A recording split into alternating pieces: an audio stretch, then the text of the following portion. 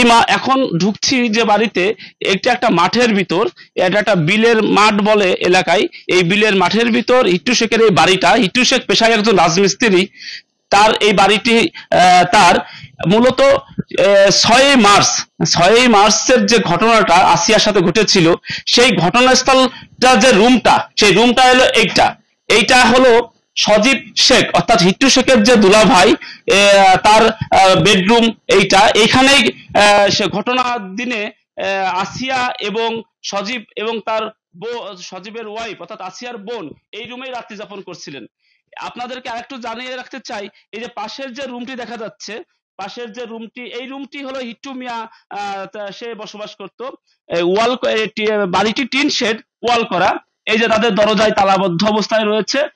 এই রুম থেকেই সেদিনকে ধারণা করা হচ্ছে যে ভিতর থেকে কেউ এই দরজাটা খুলে দিলে হিট্টু শেখ ভিতরে প্রবেশ করে এবং ওইখানে ঘুমন্ত অবস্থায় যে আসিয়া ছিল তাকে নৃশংসভাবে মানে তাকে প্রথমত ধর্ষণ করে পরবর্তীতে গলায় ফাঁস দিয়ে এবং ব্লেড বুকে চালিয়ে নৃশংসভাবে তাকে হত্যা করার চেষ্টা করা হয়েছিল।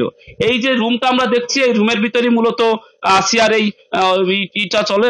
লোমহর্ষক যে কাণ্ডটা এই রুম থেকেই ঘটে। আমরা এসে দেখি এই বাড়িতে সাধারণ জনগণ আস্তে আস্তে ভিড় করছে। এই এলাকার যেসব জনগণ যারা এতদিন এই আসিয়ার এই ঘটনা ঘটেছে 6 মার্চ, শুধুমাত্র মাগুরা নাই, সারা বাংলাদেশ ব্যাপী এটা আলোড়ন সৃষ্টি করেছে। সবাই এতদিন প্রার্থনা করেছে যে আসিয়া যেন সুস্থ হয়, কিন্তু আজকে আমাদের সে আশার পরিসমাপ্তি ঘটলো। যার কারণে আজকে 6 মার্চ থেকে আজকে 13 মার্চ, এই 8টা দিন মানুষ কিন্তু একাধারে সময় মানে প্রার্থনা করেছে যে আসিয়া যেন আমাদের মধ্যে ফিরে আসে, কিন্তু সেটা আর সম্ভব হলো না। যার কারণে আমরা দেখতে পাচ্ছি যে আস্তে আস্তে এই ধর্ষকের বাড়িতে এলাকা সহ এলাকার পাশের এলাকার মানুষজনের বিক্ষুব্ধ জনতা আস্তে আস্তে এখানে জড়ো হতে শুরু করছে। এদিকে আসিয়ার বাড়িটা হলো শ্রীপুর উপজেলার সবদালপুর ইউনিয়নের জারিয়া গ্রামে। আর ধর্ষক হিটু শেখ সজীব শেখের বাড়িটি হলো মাগুরা নিজনান্দালির মাঠপাড়া গ্রামে। এই বাড়িটি আসলে একটি বিলের মাঠের মাঝে অবস্থিত। এটা দেখেন হিটু শেখের মূল বাড়িটা, এটা। এই বাড়িটার সামনেই কিন্তু একটা দিঘি আছে। দেখেন ওই দিনকে তাদের একটা হয়তোবা একটা ইচ্ছা ছিল যে আসিয়াকে ওইরকম নৃশংসভাবে গলায় ফাঁস দিয়ে হত্যা করে এই দিঘির ভিতর ফেলে দেবে। এই দিঘির ভিতর ফেলতে যদি পারতো আসলে আসিয়ার মানে লাশটাও হয়তোবা আমরা দেখতে পেতাম না, কিন্তু ভাগ্যক্রমে আমরা আসিয়াকে আমরা সর্বশেষ দেখতে পেয়েছি তার ইসের কারণে। এই যে বিক্ষুব্ধ যারা জনতা, আপনারা যে আজকে এসেছেন আসিয়ার মৃত্যু সংবাদ শুনে এসেছেন, আসলে এই যে ধর্ষক হিটু শেখ যে এরকম পূর্বে এরকম কাজ করেছে, আপনাদের আসলে এই যে আসিয়া তো মারা গেল, আমাদের বোন আসিয়া তো মারা গেল, তা আপনাদের এর প্রতিক্রিয়াটা একটু যদি জানাতেন। আমরা চাই যে আসিয়ার লাশ ঢাকা থেকে মাগুরা আসার আগেই হিটু মিয়ার কোনো চিহ্ন মাগুরায় থাকবে না, প্লাস হিটু মিয়ার জনসম্মুখে ফাঁসি দিতে হবে। হ্যাঁ, একজন বললেন, ইতিমধ্যে একজন প্রত্যক্ষদর্শী সে হিটু শেখের বাড়িতে অবস্থান করে বললেন যে আসিয়ার লাশ ঢাকা থেকে মাগুরায় পৌঁছাবার পূর্বেই হিট্টু শেখের এই বাড়িটা যেন আর কোনো চিহ্ন অবশিষ্ট না থাকে। সে তার মানে তার প্রতিক্রিয়াটা ঠিক এরকমই আমাদেরকে জানালেন। আমরা আরেকজনের সাথে কথা বলবো, যে যিনি হিট্টু শেখের বাড়িতে এখনো অবস্থান করছেন। ভাই, আমার একই বক্তব্য যে তার ফাঁসি, আর কিছু চাই না, তার ফাঁসি চাই। ধন্যবাদ। হ্যাঁ, এই জায়গা প্রত্যক্ষদর্শী যারাই আছেন তারাই আমাদেরকে জানাচ্ছে যে হিট্টু শেখের চরম থেকে চরমতম শাস্তি যেন এই বাংলার মাটিতে হয়। আমরা আরো একজনকে পেয়েছি। ভাই, আজকে তো আসিয়া মারা গেছে বেলা 1টার দিকে, আপনার প্রতিক্রিয়াটা? আমি চাই সৌদি আরবে যেভাবে মৃত্যুদণ্ড দেওয়া হয়, অর্ধেক মাটিতে পুঁতে পাথর মেরে তাকে মৃত্যুদণ্ড দেওয়া হোক। আমার বক্তব্য এটাই। হ্যাঁ, এখানে আরেকজন তার প্রতিক্রিয়া ব্যক্ত করলেন যে আমাদের অন্য একটি দেশ সৌদি আরবের যে আইন মোতাবেক ধর্ষকের শাস্তি হয় সেই মোতাবেক যাতে হিট্টু মিয়ার এবং তার পরিবারের আসামিদের যাতে শাস্তি হয়, তারা সেটাই দাবি করছে। আমরা আপনাদেরকে একটু দেখাবো আসিয়ার যে বাড়িতে ধর্ষণ হয়েছিল সেই বাড়িটা আসলে মাঠের ভিতর।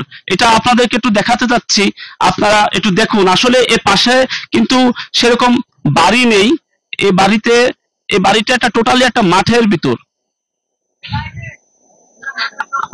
আপনারা দেখুন এই যে যোগাযোগ ব্যবস্থার খুব খারাপ অবস্থা এখানে। এই যে আমরা যেটা আপনাকে দেখাতে যাচ্ছি, এই যে একটা ফাঁকা মাঠ, এই এখানে কিন্তু আসলে সেরকমের কোনো রাস্তা নেই, এখানে সেরকমের ঘন বসতি নেই।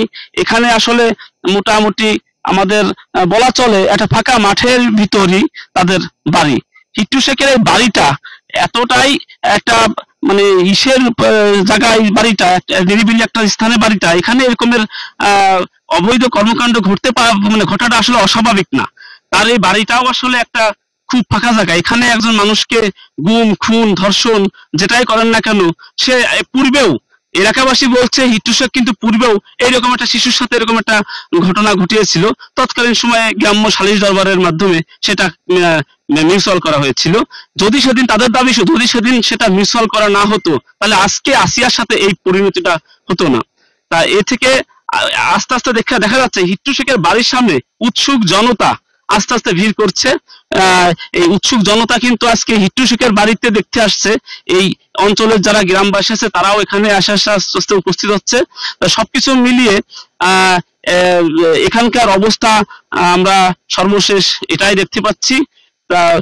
সবকিছু মিলিয়ে আসিয়া লাশ এখনো ঢাকাতে আছে, এখনো আমাদের মাগুরাতে এখনো আসেনি।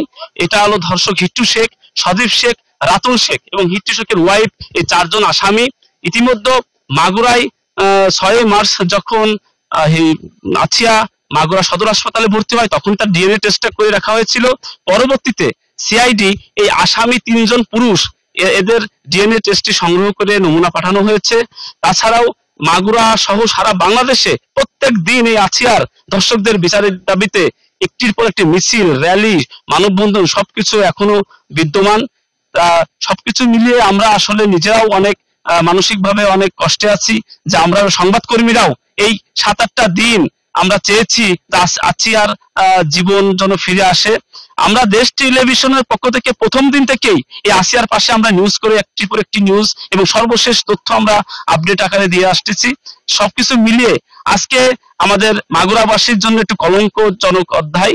আসিয়ার লাশ মাগুরায় আসলে শোকের মাতম শুরু হবে এবং বিক্ষুব্ধ জনতা তাদের বিচারের ধর্ষকদের বিচারের দাবিতে এই জনরোষ যে কোথায় যে ঠেকে তার কোনো শেষ নেই।